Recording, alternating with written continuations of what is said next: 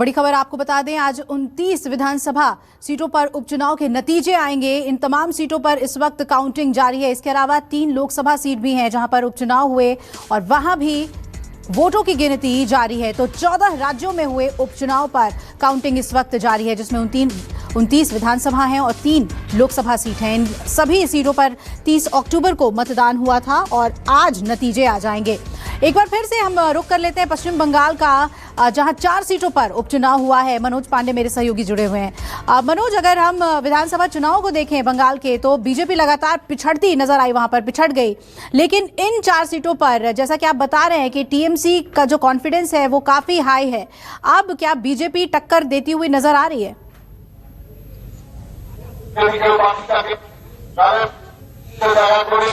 जी देखिए, यहाँ पे सुबह से कह सकते हैं कि जो जय साहा यहाँ पे खुद ही मौजूद है, वो बकायदा यहाँ की जिस तरह से गड़बड़ियां होती है उस तरह की गड़बड़ियां न हो।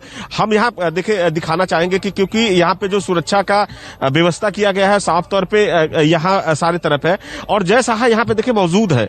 कहीं ना कहीं वो यहाँ जो गड़बड़ हो रहा है वो सब चीजों को लेकर देखिए बकायदा यहाँ पोलिंग स्टेशन पे यहाँ पे पहुंचे हुए हैं। तो कहीं ना कहीं बीजेपी की तरफ से ये आरोप है कि ये जो गड़बड़ियां न हो इसको लेकर पुख्ते इंतजाम किए गए। तो साफ तौर पे देखिए अब निगाहें कुछ ही देर में पता चल जाएगा कि यहाँ पे किसका पलड़ा भारी है, क्योंकि देखिए अब जो हम टीएमसी के जो शोभन थे उनसे बात की है, उनका साफ तौर पे कहना है कि उनकी जीत सुनिश्चित है। क्योंकि देखिए जिस तरह से यहाँ पे लोगों ने पोलिंग बूथ पे अपना जाके मत का प्रयोग किया था, परसेंटेज संख्या भी काफी ज्यादा हुई है।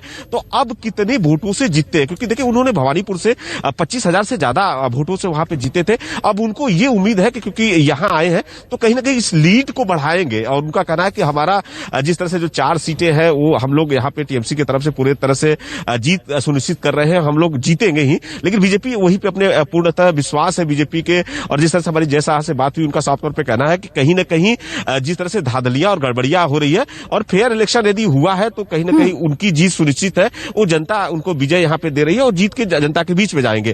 तो ये देखना है, क्योंकि अब टीएमसी को ये लगने लगा है, क्योंकि ये जो आज की जो 4 सीटें हैं अभिलाषा आपको बता दें कि बहुत अहम है बंगाल के लिए भी, क्योंकि यहीं से अब सीधा 2022 के जो चुनाव होने वाले हैं, पंजाब के होने वाले हैं, त्रिपुरा में है, उत्तर प्रदेश में है, गोवा में है। तो इन सब जगहों पे कहीं ना कहीं टीएमसी अपने आप को वहां पे प्रतिनिधित्व को उतारने की तैयारी कर रही है। और लगातार देखिए जैसे अभिषेक बनर्जी हो और मुख्यमंत्री ममता बनर्जी इन सब राज्यों में दौरा कर रहे हैं, क्योंकि देखिए अब मुख्यमंत्री ममता बनर्जी सीधे तौर पर विपक्ष में अपने आप को प्रधानमंत्री के तरफ पे टीएमसी पार्टी के लोग 2024 में मुख्यमंत्री ममता का बड़ा चेहरा बनाने की कोशिश कर रहे हैं। अब इनको मुख्यमंत्री ममता बनर्जी को यदि पता है कि 2024 तो अभी दूर है, लेकिन 2022 में यदि बड़ा चेहरे के रूप में आना है तो इन राज्यों में जहां पे चुनाव होना है वहां पे टीएमसी पार्टी को जाना होगा और चुनाव में मैदान में अपने प्रतिनिधित्व को जिताना होगा, तभी कहीं ना कहीं दिल्ली का रास्ता आसानी से तय कर सकते हैं। तो अब साफ तौर पे देखिए बीजेपी भी कल से यहां से हुंकार भरना शुरू कर दी है और बीजेपी साफ तौर पे कह रही है कि 2024 से बीजेपी भी पश्चिम बंगाल से 25 जो लोकसभा सीट जीतेगी और उसकी तैयारी में बीजेपी अब कल से ही मैदान में उतरना शुरू कर दी है। तो साफ तौर पर देखें कि बीजेपी और टीएमसी दोनों ही अपने अपने जीत के प्रति अस्वस्थ है, लेकिन कुछ ही देर में पता चल जाएगा कि किसका पलड़ा भारी है और किसके जीत यहाँ पे हुआ है। तो कह सकते हैं कि दोनों पार्टियों के जो कार्यकर्ता है और नेता यहाँ पे पहुंचने धीरे धीरे शुरू कर दिए हैं और जिसका जीत होगा कहीं ना कहीं बंगाल में देखिए जबरदस्त तरीके से सेलिब्रेशन होता है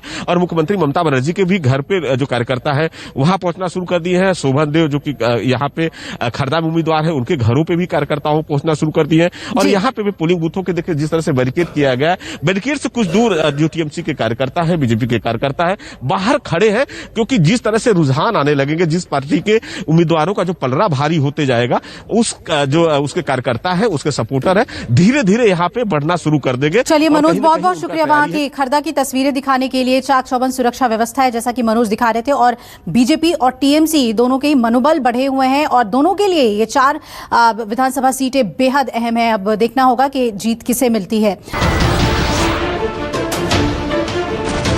नमस्कार, मैं हूं मानक गुप्ता। अगर आपको हमारा ये वीडियो पसंद आया हो तो इसे लाइक और शेयर जरूर करें और हाँ, हमें सब्सक्राइब और फॉलो करना ना भूलें ताकि आप देश और दुनिया की कोई खबर मिस ना करें। तो जुड़े रहिए हमारे साथ और देखते रहिए न्यूज़ 24।